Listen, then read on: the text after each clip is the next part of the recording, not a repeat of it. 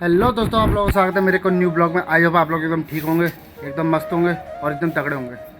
तो दोस्तों, आज का जैसे कि टॉपिक है, आप लोगों ने पढ़ के आए होंगे, आप लोगों को पता ही है। आज का टॉपिक है कि डे 1 से लेके डे 45 तक का मेरा मतलब डे 1 से लेके 45 डेज तक मेरी क्या जर्नी रही है ACL सर्जरी को लेके। ACL सर्जरी के बाद मेरा जीवन कैसा रहा है, कैसे मैंने थोड़ी बहुत रिकवरी की है, कैसा टाइम रहा है, कैसा क्या रहा है, मैं पूरा आपको इस वीडियो में बताऊँगा कि अगर आप भी ACL सर्जरी करवा रहे हो या आपका हो चुका है तो कैसे आपका क्या सीन रहने वाला है। थोड़ा बहुत मैं अपना एक्सपीरियंस शेयर करने वाला हूँ, जहाँ तक मेरे को लगता है कि ACL सर्जरी के बाद सबकी लाइफ अलग अलग तरीके से ट्रैवल करती है। देखो, किसी को ज़्यादा पेन होता है, किसी को कम होता है, किसी को बहुत सारी चीज़ें होती है जो अलग अलग पर्सन पे डिपेंड करती है, अलग अलग मैटर पे डिपेंड करती है। अलग अलग ह्यूमन बॉडी होती है, सबकी अलग अलग होती है, रिकवरी अलग अलग सबकी होती है। तो वीडियो स्टार्ट करने से पहले मैं चाहूँगा आप मेरे चैनल को लाइक कीजिए, सब्सक्राइब कीजिए। और देखिए, मेरे अभी तक मेरे 500 सब्सक्राइबर नहीं हुए, तो मैं चाहूँगा कि आप अगर इस वीडियो को देख रहे हैं तो एक लाइक और एक सब्सक्राइब तो बनता है, ज़रूर आप कर दीजिए अगर आपको थोड़ी बहुत भी इस वीडियो से हेल्प मिलती है तो हैं। तो दोस्तों, ऐसा था कि मेरा ACL सर्जरी एक्चुअली मेरा ACL टूटा कैसे था। तो अभी से कुछ 1 साल पहले की बात है।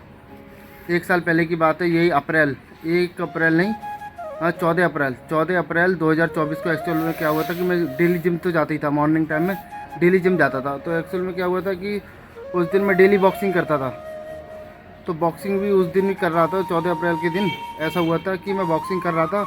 अचानक से बॉक्सिंग करते करते मतलब ऐसा होता ना कि पंच मारते हैं, पंच मैंने मारा, मेरा पता नहीं क्या हुआ कि पंच लगा तो उसमें, बट मेरा पैर ना वहीं ट्विस्ट हो गया। मतलब जो वाला उल्टे पैर, लेफ़्ट वाला पैर है, वहीं के वहीं ट्विस्ट हो गया, मैं वहीं के वहीं गिर गया जस्ट। मैं तो बहुत घबरा गया था कि मतलब क्या हो गया, मुझे तो पता भी नहीं था कि मेरा ACL टूट गया है। तो मैंने क्या किया, मैंने तुरंत उठक बैठक लगा के देखा उसी समय, जस्ट जैसे ही गिरा ना, मैंने कहा एक बार चेक कर लेते हैं क्या हुआ क्या नहीं हुआ है। तो मैंने तुरंत उठक बैठक लगा के देखा, तो मेरे को तो ऐसी कोई दिक्कत नज़र नहीं आई। मैं उसके बाद मैं अपना चला गया जॉब पे, मतलब मैं गुड़गांव में था, वहीं पे मेरा हुआ था। जॉब पे चला गया, उस समय मेरे को हल्का हल्का उस दिन पेन हो रहा था, लेकिन ज़्यादा नहीं हो रहा था, हल्का हल्का हो रहा था। मुझे लग रहा था कि भाई गिर गया होऊंगा तो हो सकता है थोड़ा बहुत इंजरी हो गई होगी, नस बस खिंच गई होगी कोई, तो ठीक है। अगले दिन मैं शाम को आके सो गया है, शाम को आके सो गया। जब नेक्स्ट डे मैं उठा तो मेरा पैर बिल्कुल भी मुड़ रहा नहीं था, मतलब सीधा का सीधा ही। मैं हल्का से ही मोड़ रहा था तो मेरे को बहुत ज़्यादा पेन हो रहा था हैं, पैर में पेन हो रहा था और सूजन भी आ गई थी उस जगह। और जैसे ही मैं टच कर रहा था, जैसे कि ऊपर का होता नहीं, टच करते से भी दर्द हो रहा था। मेरे को तो लग रहा था कुछ हो गया, मेरे को क्या हो गया मेरे को पता ही नहीं चल रहा था भाई, क्योंकि मैं ACL के टीयर के बारे में तो मेरे को नॉलेज ही नहीं थी, हैं। फिर उसके बाद मैंने तुरंत उस दिन छुट्टी ले ली। मेरे को लग रहा घबराहट हो रही थी मेरे को कि यार ऐसा क्या हो गया मेरे अचानक से, कि इतना अच्छा वाला खेल कूद रहा था मैं, जो डेली जिम जा रहा था, डेली सारी एक्टिविटी हो रही थी, रनिंग हो रही थी, सब कुछ हो रहा था, एकदम सब कुछ ठीक चल रहा था। अचानक से ये टूट गया। मेरे को मतलब टूटा नहीं, मतलब मेरे को उस समय लगा कि क्या हो गया, मेरे को तो समझ में नहीं आ रहा था। फिर उसके बाद मैं चला गया डॉक्टर के पास। मैं अगले दिन गुड़गांव से आगरा आ गया, गुड़गांव से आगरा आया। फिर अगले दिन मैंने डॉक्टर से मिला। डॉक्टर ने बोला कि, डॉक्टर को मैंने बताया कि डॉक्टर ऐसी ऐसी बात है, मैं बॉक्सिंग कर रहा था, ऐसा ऐसा हो गया, घुटने में दर्द हो रहा है। तो उन्होंने बोला कि ऐसा करो, आप MRI करवाओ। तो मैं फिर उसी दिन गया, मैंने MRI करवा ली डॉक्टर से, MRI करवाया। फिर उसके अगले दिन मेरे को रिपोर्ट मिली। तो रिपोर्ट में लिखा हुआ था कि पार्शियल टीयर लिखा हुआ था, और 3rd ग्रेड का टीयर लिखा हुआ था, ACL का टीयर लिखा हुआ था, और 3rd ग्रेड का टीयर लिखा हुआ था है।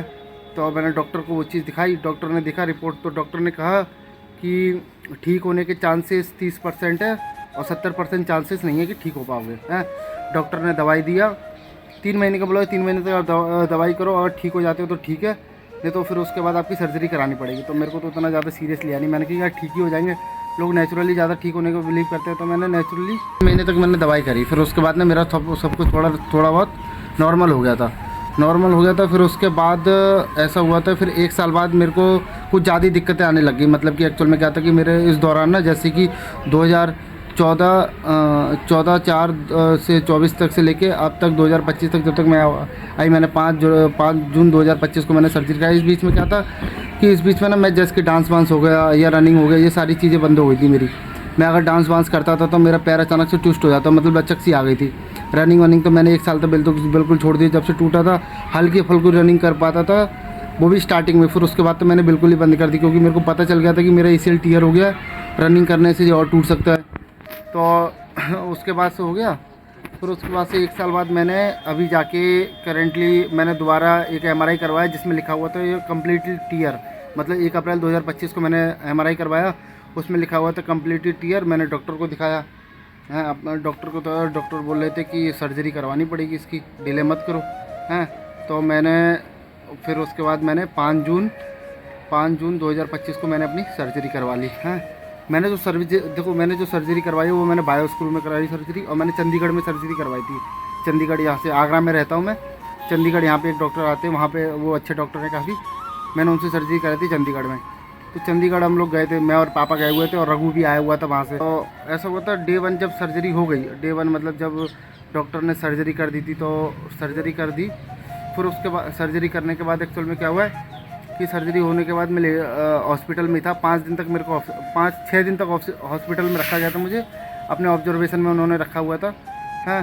तो सर्जरी होने के नेक्स्ट डे बाद ही उन्होंने मेरी एक्सरसाइज चालू करवा दी थी, मतलब कि उन्होंने बोला था कि अपने पंजा है ना जो, बैठे बैठे ही वहाँ पे फिजियोथेरेपी वाले सर आते थे, वो पंजे मेरे खुद अपने हाथ से पकड़ के लेफ़्ट राइट आगे पीछे करते थे, और थोड़ा सा घुटना जैसे होता नहीं बेंड करके मैं मोड़ने वाला था ना, पकड़ के मोड़ने वाली एक्सरसाइज होती है, वो मेरे को देखो, जैसे कि आपको मैं स्क्रीन पे दिखा दे रहा हूँ, ये वाली देखो, ये जो साइड में चल रही है ना, ये वाली एक्सरसाइज मेरे को डेली बोला था। 2-3 एक्सरसाइज बोली थी उन्होंने, जैसे पंजा हो गया, घुटना हो गया है ये 2 हो गई, और एक और एक्सरसाइज बोली थी हाँ, कि अपने एडी को प्रेस करना, और फिर उसको एडी घुटने के बीच में रख के तो आगे करना है, जो कि जिसकी आपको दिख रही होगी एक्सरसाइज, 2-3 एक्सरसाइज है, ये डेली बेसिस पे मैं करता रहा। फिर डॉक्टर से मैं ऐसे ही मैं 15-20 दिन तक ऐसे ही करता रहा, और अपने घुटने को भी मोड़ता रहा।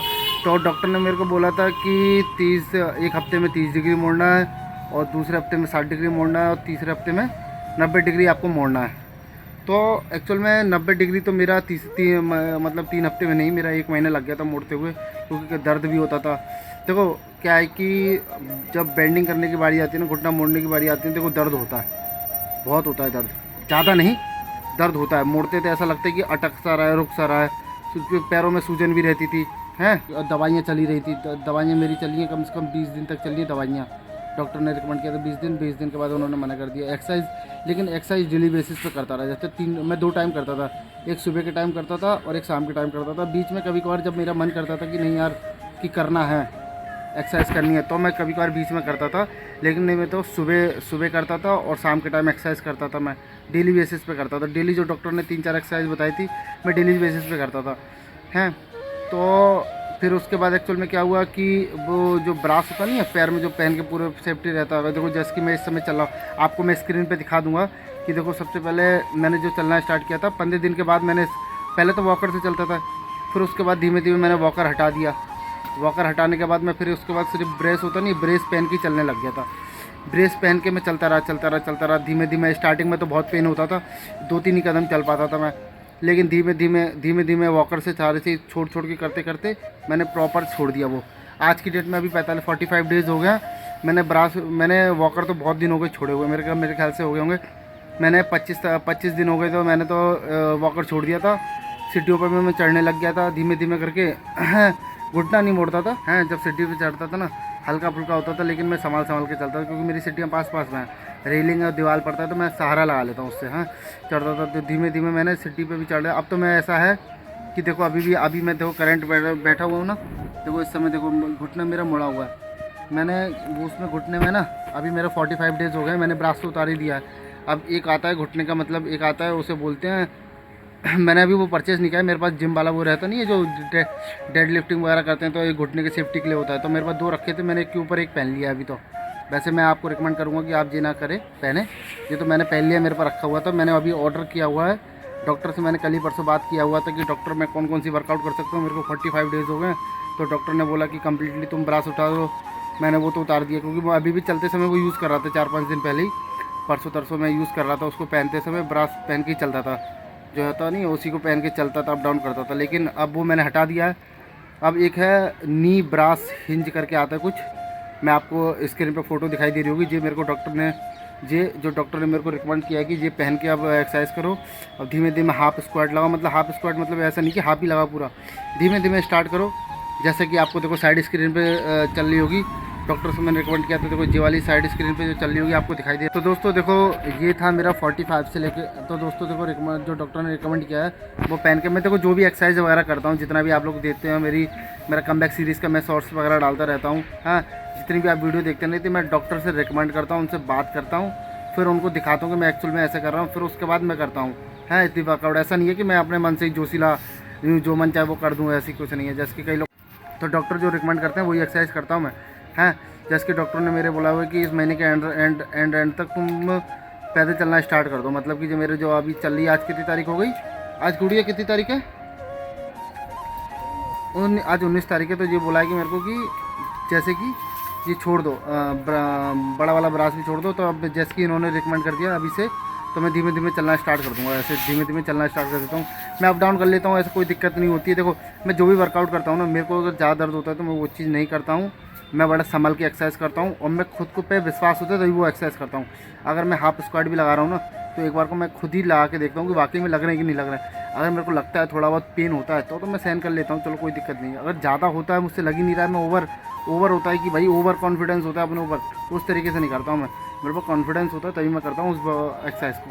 और मैं भी रिकमेंड करूँगा कि जितनी भी आप एक्सरसाइज जो भी करो, कहीं से भी यूट्यूब से देख के करो या डॉक्टर से देख के करो, एक बार अपने डॉक्टर से, अपने फिजियोथेरेपी से बात करके ही वर्कआउट किया करो, जितनी भी वर्कआउट है।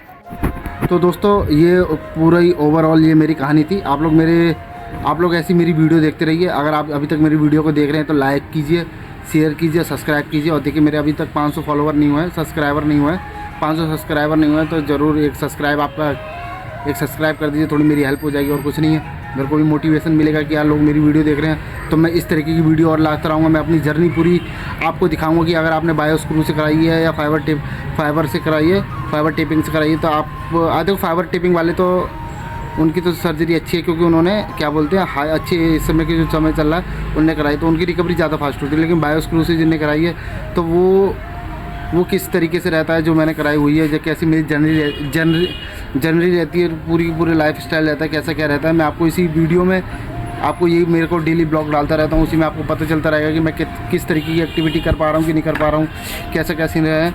तो आप लोग ऐसे ही मेरे को प्यार जताते रहिए, लाइक कर दीजिए, शेयर कर दीजिए और सब्सक्राइब कर दीजिए।